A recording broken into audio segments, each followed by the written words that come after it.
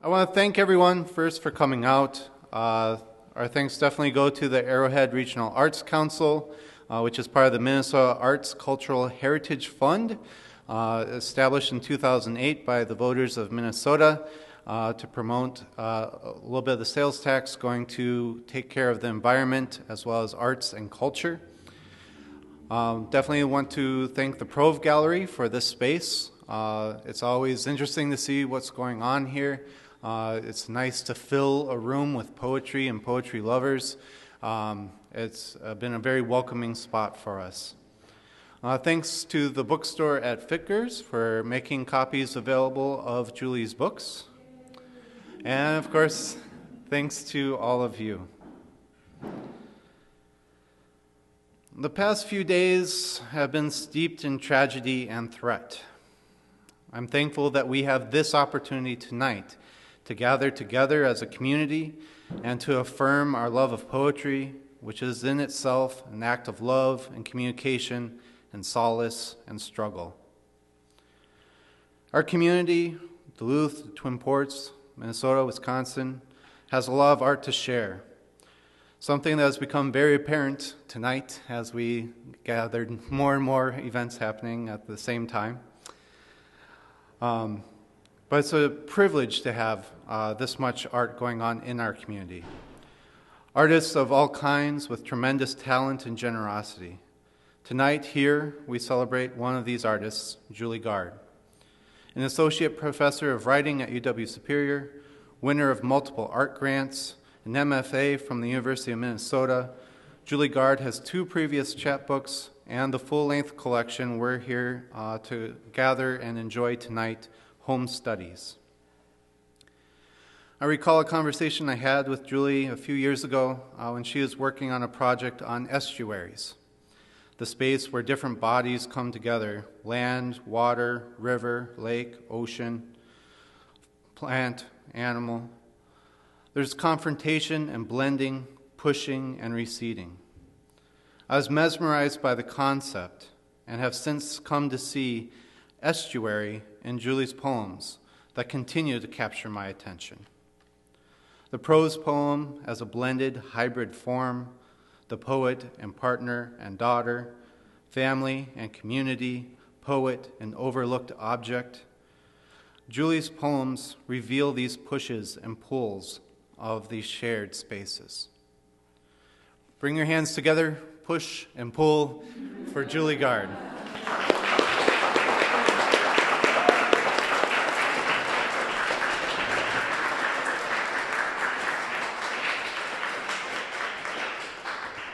Well, thank you so much for being here. It's just really a life highlight that I'm not checking my texts here. I just needed to capture.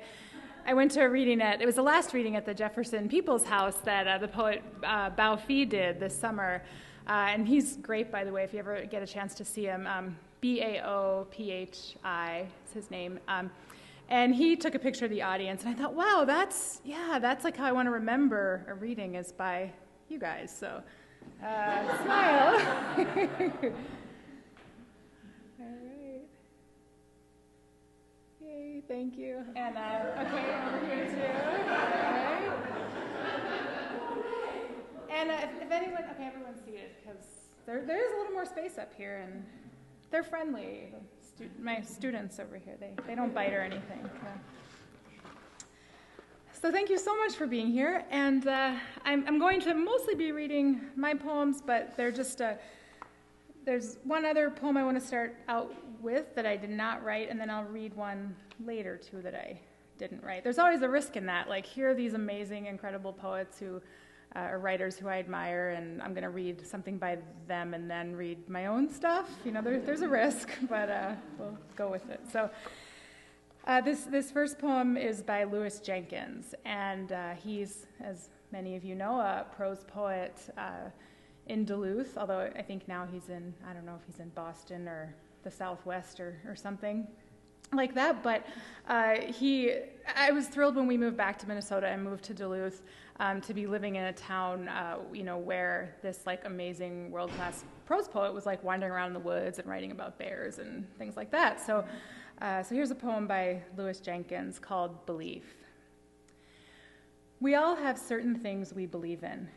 Usually they don't amount to much. Some people believe that if you put a spoon in the open bottle, champagne will keep its fizz.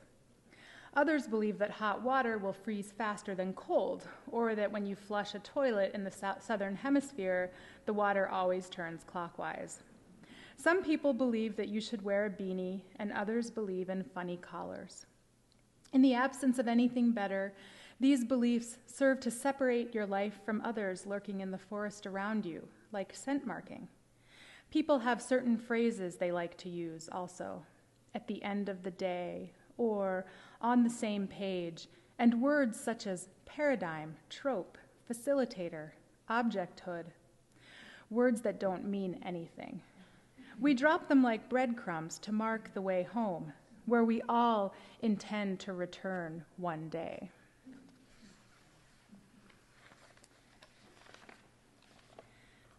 So my book, Home Studies, has 3 sections to it. And I should mention that I wrote the book, but the author of the title is Jason Iwin, who's sitting in the back there. Oh, yeah, absolutely. Can you hear me better now? Okay, great. So I had a title that I liked, but everyone else who read my draft for me was like, and then Jason came up with Home Studies. I was like, perfect, all right. So this book has a lot to do with home and a search for home, or what is home, where is home. It has 3 sections, and the first is set in North Dakota, where my partner, Michelle Matthews, and I lived with our daughter for 4 years. So I'm going to read a few poems from that first section to start us off. And this one is called Neighbor as Self in Mandan, North Dakota. It was all fun and games until their youngest was hit by a truck. We were the lesbian poet moms in the rambling blue farmhouse with the peace sign on one corner. They were the careful Christians in the classic yellow Victorian on the other. There was a mutual keeping of distance, a joint appreciation of the asphalt between us. Their daughter walked over each summer to invite ours to vacation Bible school, which was thoughtful but annoying, as was the conversion van, get it, that they parked in our favorite spot. I'm sure they had their issues too, like Lucinda Williams swearing from our windows, the way we'd let the weeds grow with the flowers, how our dog approached their dog in a not-so-Christ-like manner. Then their son's skull cracked, and we stopped thinking about parking. On scarcity. We are short a pair of brown shoes in our house. My partner put them on this morning, and I'd already dressed in brown pants, striped socks, and a nice green shirt. All I needed were the shoes she was already wearing. I can't believe she took them off. I can't believe I asked her to. It's true they're mine, but I would cut out a kidney for her, even a lung, and so why not give her the shoes? They are perfectly wide and comfortable. She is older, smarter, and doesn't have as many nightmares. We should have better boundaries, at least different-sized feet. We should plan better. She says that it happens on Thursdays. There's something about the end of the week when everything starts running out.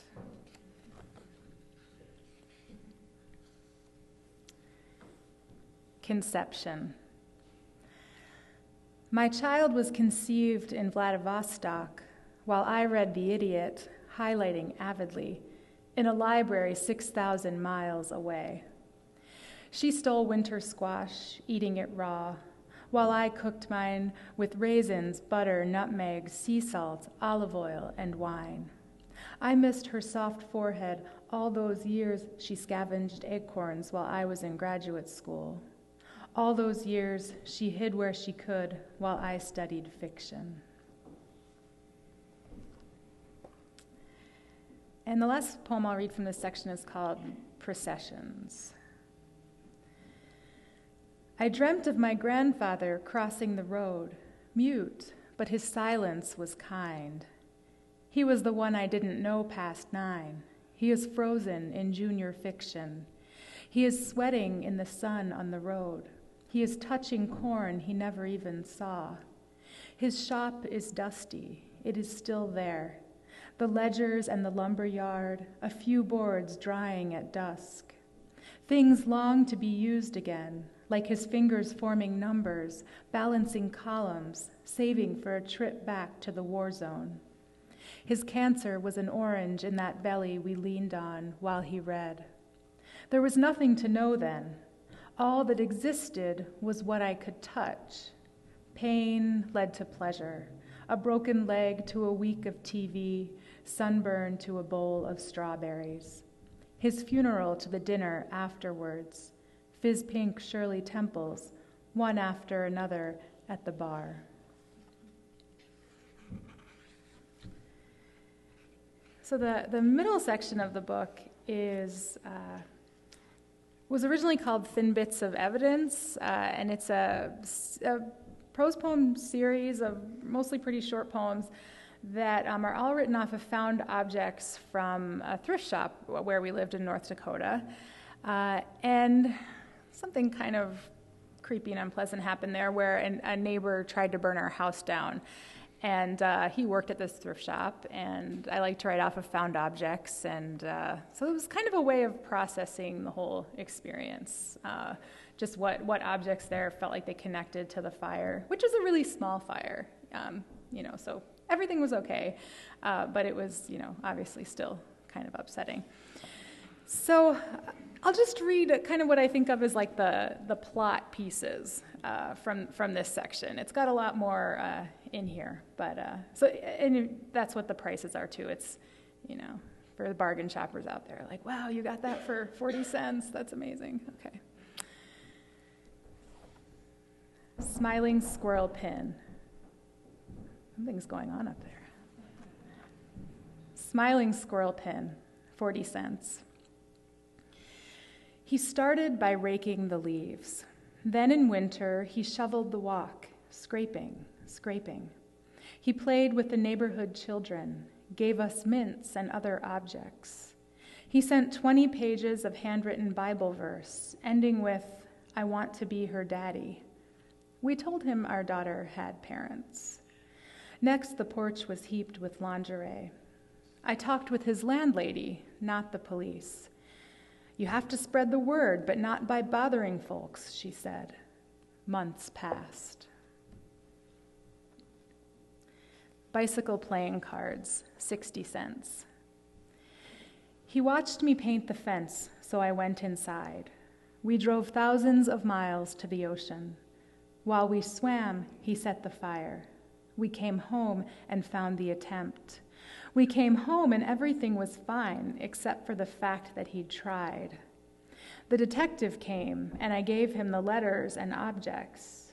Our neighbor confessed he had wanted to make our walls black.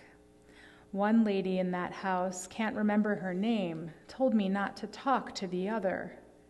This made him angry, though it never even happened. Deep sea jelly candle, 30 cents. Main Street, under construction, is suddenly underwater in an early morning dream. Waves drench signs for the fall election. The mayor almost died from heart failure last year, his daughter from cancer this summer. Now they coach 6th grade girls basketball. I love to watch them breathe.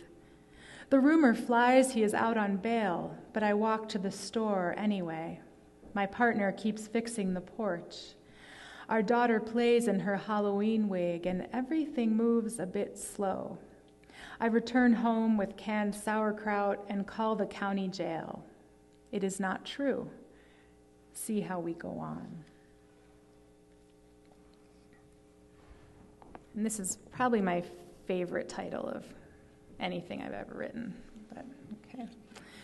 Tetra Terrafana vitaminized hermit crab meal, 60 cents. and like selling it like used. I don't know. You think your hermit crab would want new hermit crab meal. But okay. Our neighbor pleads guilty at the pretrial hearing. There will be no extension of what is seen as our shame. I do not shake until I teach the next day, and then I do in front of my class. I stretch so far into what I am not that words for the starving repeat in my head. Apple, ethoxyquin, feather meal.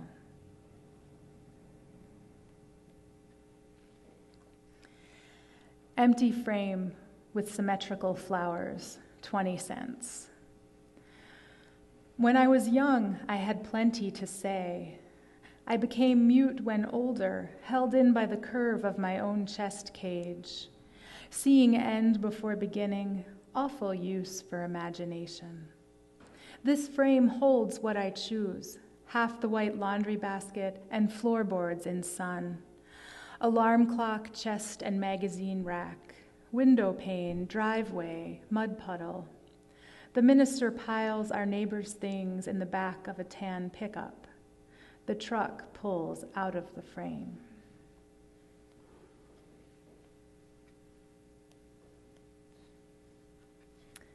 Actually, I think I'll just read the last poem from this section as well.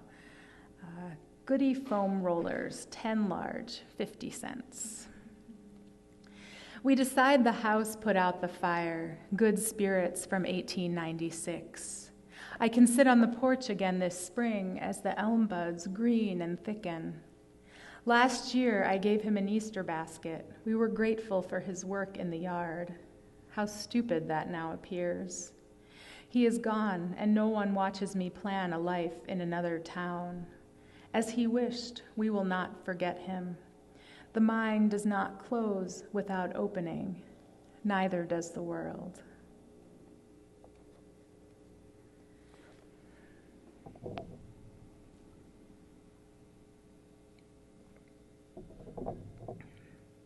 So the final section is set back here in Duluth in Minnesota, and we'd kind of been talking about moving back anyway, and that was the impetus, like, yeah, let's go, let's move back. So silver linings, right? White approach. A patch of birch bark is the surface of a lake. Its lenticels, silverfish, ciscoette, paper belly, moving just beneath the surface, that or elegant canoes. I did not grow up among birches and learned late the gravity and weightlessness of winter, moving on skis between tree ghosts, threading lit pink sky. At summer solstice, their blur of tremoring leaves is translucent green music, the forest's life and afterlife. Behind glass in Novgorod, words etched into birch bark 800 years ago preserve harvests, trades, and love. White trees called me north into as much wisdom as I could bear, closer to the heart I lost, the heart I look for. And that poem was inspired by a photograph by Heidi May Niska, who lived in Ely for a long time, and now, last time I heard from her, is in St. Paul.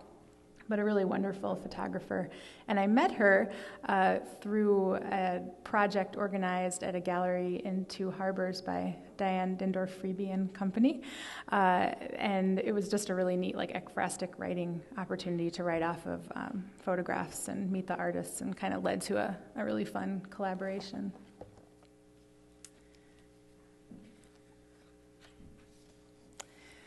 Large brass key.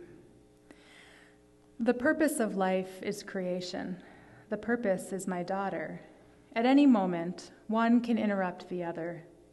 She bursts into the room while I'm writing. My mind drifts to a poem in the middle of her sentence. My daughter is real in the kitchen. I can hear her making a sandwich. But this page is real in my study, like the key she found on a side street off Nevsky. I told her it opened Russia. Mom, stop, she said, but she brought it home. Now we share this one thing comfortably, the key that's in her room and in my mind. Now we share more things comfortably, but for a few years there, the teenage years, it was a little rockier. Ticks.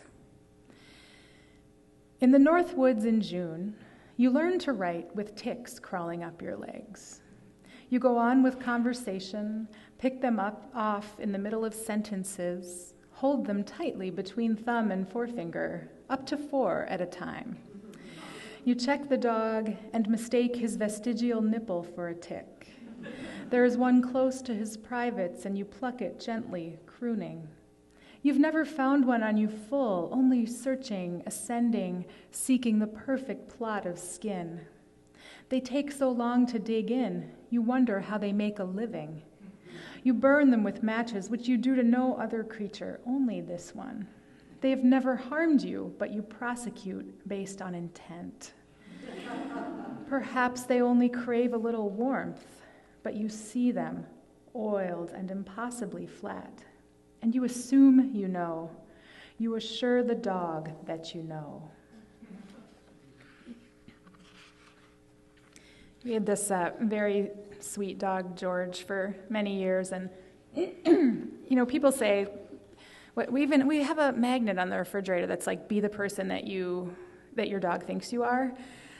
Our dog would look at us kind of more like, oh, I know you're trying, but you're not quite there, And that was like, really? Did you have to do that to the tick? Did you really think that through? Give those kind of looks, yeah. So I'm going to read what is a short story, although if you see it on the page, it looks a lot like a prose poem. There's kind of that estuary-like quality to flash fiction and prose poetry sometimes, but by Lydia Davis, who I've just loved her work ever since I came across it years ago, and this collection that this piece is from I'm going to read is called Break It Down, and that's kind of what she really seems like to me, did just well, and I'm sure to her and other people, but did to the story, like really just breaking it down to kind of like its elements. To really understand this story here, I had to read it and then spend 20 minutes mapping it out. So don't necessarily expect that it's all going to make sense, but you'll get the idea, and maybe it will. Problem. X is with Y, but living on money from Z. Y himself supports W, who lives with her child by V. V wants to move to Chicago, but his child lives with W in New York. W cannot move because she is having a relationship with U, whose child also lives in New York, though with its mother, T. T takes money from U, W takes money from Y for herself and from V for their child, and X takes money from Z. X and Y have no children together. V sees his child rarely but provides for it. U lives with W's child but does not provide for it. So, yeah, right? That's Lydia Davis. So here's my poem called Homage to Lydia Davis. A was done with B's rudeness, and because B would not write an apology note to A, C refused to help blow dry B's hair. The problem this time was B's shirt, which A felt was too low cut when B leaned over. As C in this situation, I agreed, yet based on observation of area teens, found the neckline within current standards of decency. Of course, as one of two mothers bracketing B, I would have preferred that the neckline be higher. As C, I would certainly not have allowed it to go any lower. And so A was tired of the rudeness, the meanness, and C was ashamed that it still went on, while B was simply unhappy with wet hair, eating granola bars for breakfast and reading the funnies. In other news, a power plant in Connecticut exploded while workers were clearing the gas lines, and the whole thing plumed like a hibachi grill. 5 men died, let's call them D through H, replacing A, B, and C all together in this story. So that, I guess, was my attempt to look a little bit at how these larger events, like say what happened in Paris and Beirut yesterday, interject themselves into our lives, or kind of what do our stories mean with those stories going on, and all of that. Make your own fun. My love and I celebrated Valentine's Day by bird calling in an echoing underpass, counting origami peace cranes in snowy pines, using the men's restroom at the co-op, rearranging furniture at Starbucks, winking at a child in a star-covered snowsuit, and joyriding through Superior, Wisconsin, past collapsing, turreted beauties, a life-sized plastic Packers doll on a shiny green porch, a second-floor door opening into nowhere, intricate matchsticks of handicapped accessible ramps, and brownstones smattered with sheets of tin. We parked at Red Lobster but crossed the street for Thai, sucked down coconut milk, cruised to Renshaw, lit a 100-year-old wood stove, peed in the snow, crawled into a cold bed, crawled out of a warm bed when the cabin owners arrived, into bed, out of bed, no room at the motel, and performed psychoanalysis on ourselves and others. True story, unfortunately. We did know the people whose cabin it was. Just maybe hadn't really asked permission the way we should have. But, yeah. Okay. So the last piece I'll read from the book is the last poem in the book. So I guess I'm kind of giving away the ending, but oh well. Poem to live by. I have no idea how to live. Our daughter ran away. The days grew shorter. Your father died. The car would not stop, and I slid on steep ice, almost into the lake. All winter, I tried to exist without thought, like a blank sheet of paper, to be empty of expectation and fear, to freeze into one pattern.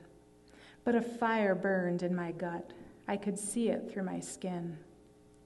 She did come back, and I swerved the car into an abandoned lot just in time. Your father became the woods where he fell, having shown us how to die. Our daughter listens for him from our place in the circle, in the snow-pressed arc of the stopping wheels of the car. It seems like sometimes certain eras in life are like that sort of everything happening at once kind of thing. And yeah, it makes you appreciate the times when that's not the case.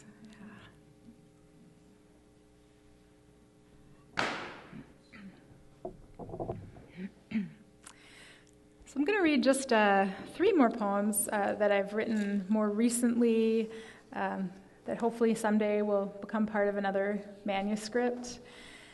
And as you've already sensed, I really like to write off of found objects, and I decided to try writing off of found scraps of dialogue, also known as eavesdropping, I guess. And so this one, so all the words in here were overheard at the Oakland airport in Northern California, and the poem's called Gate 14. 1 caramel latte. Yeah, exactly, you too. Heading for 60. We arrive in Salt Lake. No one's gotten sick, but it causes diarrhea and vomiting in a healthy person. Also fatal. Maybe they'll be there, maybe they won't. I was actually, he's direct. When are we boarding? No bridesmaids. That's what I'm saying. The Transportation Administration has limited the size and quantity of items. She gave it to us, 5 a.m. May I see your seat number? I'm really bummed because last year we were going to get a room together. We haven't gotten, I haven't seen, I thought they'd arrived. X plus y, x minus y. What is x squared minus y squared? She has asked me to do that, to say something, to give a little monologue, if you will, at the dinner, like Winifred and Bob at our wedding. Who else spoke? With or without the banana? It has been a week now. It's a spare banana. She asked me to give her away. I don't know what it means, but something. So this one is from a series written off of like figurines, so more found object stuff, and just different like little figures, mostly from this area, but from some other places too. So this one's called Bisque Porcelain Lion. You rattle the thrift shop window with your theoretical roar. You roar and roar to convince yourself of the story your life depends on, how you tore and killed your way out, but I know. Someone chose you, then released you. You are free on the world now, unleashed at the Salvation Army at the corner of 21st and West Superior to charm the pants off the desk clerk at the Seaway Hotel, to demand a concierge from the depths of the old town. You sprawl on an ancient bedspread and watch the ceiling drip. I move closer to your mind, for in its shadow I grow a new cerebrum, a second chance, a third opinion. 7 fleas, born just today, crawl out of your mane.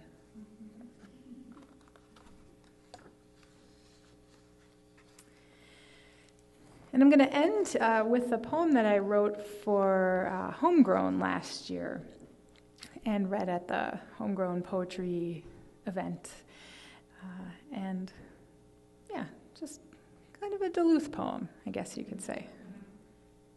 Sightings. I will refer to you in this poem so you don't have to refer to yourself. I will talk of how smart you looked, typing on your iPad at the Duluth Coffee Company, scribbling in your torn notebook at Beaner's, reconfiguring the universe while eating tofu scramble on a stone bench in the Rose Garden. Just yesterday, I saw you take Skyline a little too fast, take notes in a crowded classroom, kick along the tracks, fish in Leicester River with your golden retriever, paddle in open water for the first time of the year. I saw a whole group of you line dancing at Community Ed. I saw you climbing a tree in Enger Park, you who are 52. I loved that. I watched you carry a door down Central Entrance, talk to your higher power in the Holiday Center with glitter in your hair, peer from the window of a DTA bus, kneel to touch a nub of rhubarb coming up. You in your beautiful purple Victorian, you in no house at all. I watched you turn a tin can into an instrument, make a dream box from old wire. I heard you, all of you, playing music, and the sound, I felt like I'd known you forever. Hello. Thank you so much.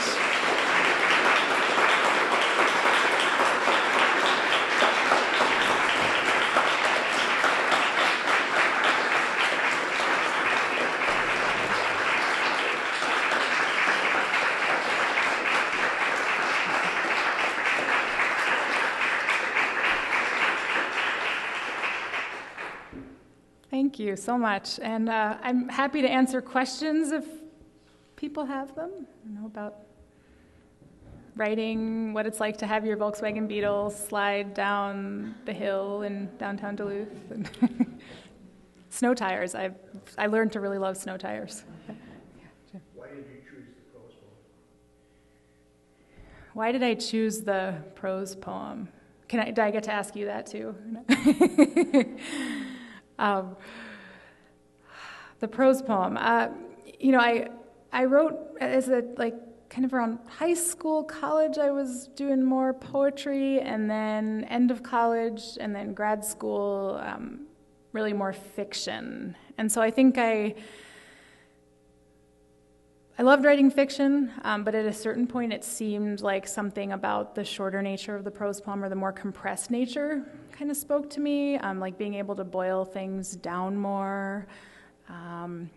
Maybe it feels in some ways like a way of having it all, like kind of getting to tell a story and capture a moment, to kind of paraphrase Charles Simic, although he says that it's like impossible in a way, like you can't do both at once, but he does it really well. But I don't know. Yeah, I guess that's It's a good question. And just like the fragmentation, I started really seriously writing prose poems when Michelle and I were living in Russia for a year, actually the year we met our daughter, and something about just the fragmentation of the society there and what we saw around us, and a lot of danger, a lot of unpredictability, and somehow like the fiction project I was working on, and I love fiction, I love reading good fiction, and but the fiction project I was working on didn't feel right. Like the prose poems I was writing felt more like they were helping me get through things, these sort of fragmented bits of what was going on and what I was seeing versus fiction. Any other questions? Yeah, Jamie. Possibly this is silly, but found items, right? Yeah. Do you ever find anything nice? Something intact, something of value. That's like a great Jamie question. Like something because Jamie's like a total like fashion icon at my workplace, and I'm sorry, am I embarrassing you? Because she likes nice things, and which is awesome. And I don't know, I'm not that interested in writing about nice things, I guess.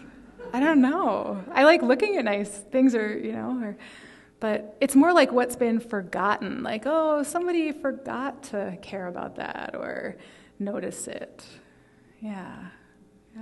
You can get me back later for saying that. Yeah, Heather. Just wondering if you can tell us a little bit about your writing habits. Do you have like certain times of the day that you like to write? Do you write every day? Do you have certain Good questions. And well, during the semester, it's like I'll take whatever I can get.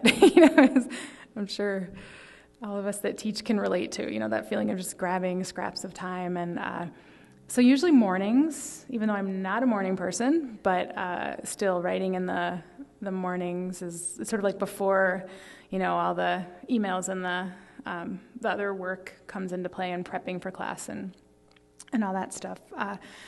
So mornings, and I like to write.